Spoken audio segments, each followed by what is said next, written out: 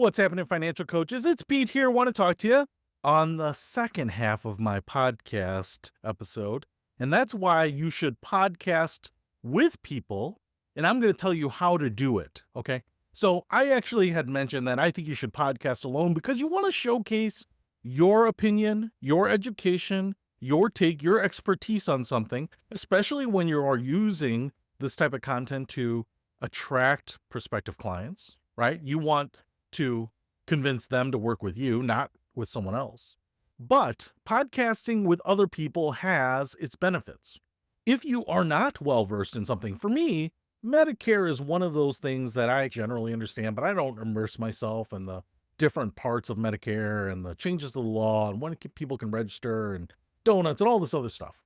But I have a friend of mine, Dave, who is an expert in the Medicare space, and he walks people through it. He consults with them on it. He sells products. So he's just an expert on all the nuance, not just the generalities of it, and certainly, obviously, the high level stuff. But if I wanted to provide some valuable Medicare information, I would absolutely have him on the podcast, and I'm going to do that as well. But that's a great opportunity for me to continue to put my members or clients or my prospective clients' needs first and get them connected to the information that they want and not let my own shortcomings prevent them from getting that information. So I can go out and find people who can fill some of the gaps and bring them on and have them as guests. And that can be a really great way to fill out my content.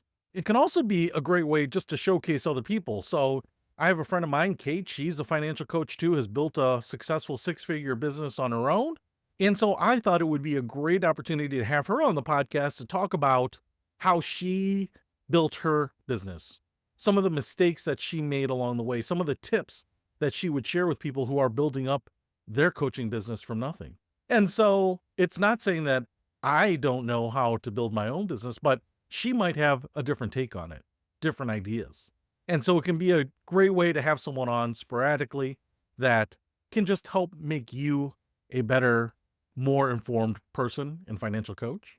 But what I would recommend here is that you can also bring on some people that might just duplicate information you already have, but maybe they are strategic guests because they have a big audience. Maybe they'll share the episode that you record to their following. Maybe they work at a company that's large, and so they will share it on their LinkedIn profile and their network of people will see it. Podcasting with a guest can be a good way to borrow their audience, to reach their subscriber base that you otherwise would have trouble reaching. And so it can be strategic in the sense of getting more exposure. And if they have good information, helpful information, even better, right? You want to find the overlap of people that can bring really relevant, helpful education to your audience, but then it can also help your podcast grow. And that's why many of the big podcasts are guest-based podcasts, because every one of those guests is excited about being a guest on that podcast and is going to do their best to promote their own episode. And so you get a lot of free advertising by having guests on. What I would suggest, though, is that in order to not minimize your own expertise and replace that with the expertise of your guests, I would recommend having a mix of your own episodes, solo episodes, as well as episodes with a guest. And I don't have a particular ratio for you. I would probably just podcast on your own as consistently as you can, and then bring on guests as it naturally makes sense. As you connect with people who have something unique to share, have a different opinion, or maybe dynamic individuals, whatever it might be, and just see where it goes. Just let it naturally happen. Don't necessarily try to prescribe a certain percentage to solo and guest episodes. Now, let me talk about how to do guest episodes. Certainly you can do them in person. If you have a studio and you're inviting someone in, or you have someone local, you can get together. Co-working space is a great place to get together. If you don't have that, like many of us, and are not local to the guest on your podcast, the program I use is Riverside, available at riverside.fm.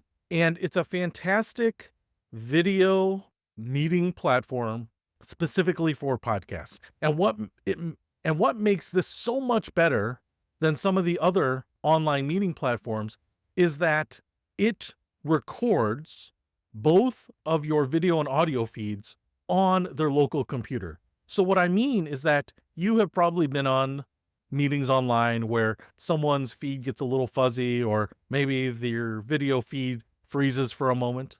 If you are recording something on Riverside, because it's recording on each person's computer with full fidelity, what it is doing is then it is uploading those files after you're done recording into your portal. And so when it creates your podcast episode, the recording of your meeting, it is using recordings that were made locally and not what were streamed over the web. And so in many cases, I've met with people and our connection isn't great, but what I get in the end is a perfect recording, even when my live experience of recording with that person maybe was less than ideal. And so that's why I really love Riverside. And it does a lot of other things behind the scenes, like leveling voices and also scrubbing out background noise and getting rid of echoes.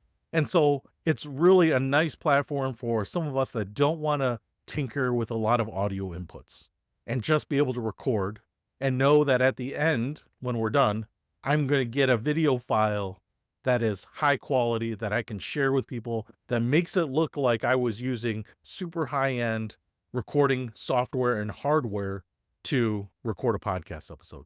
So my recommendation for recording a podcast with other people is Riverside. Hopefully that helps. I'll see you later.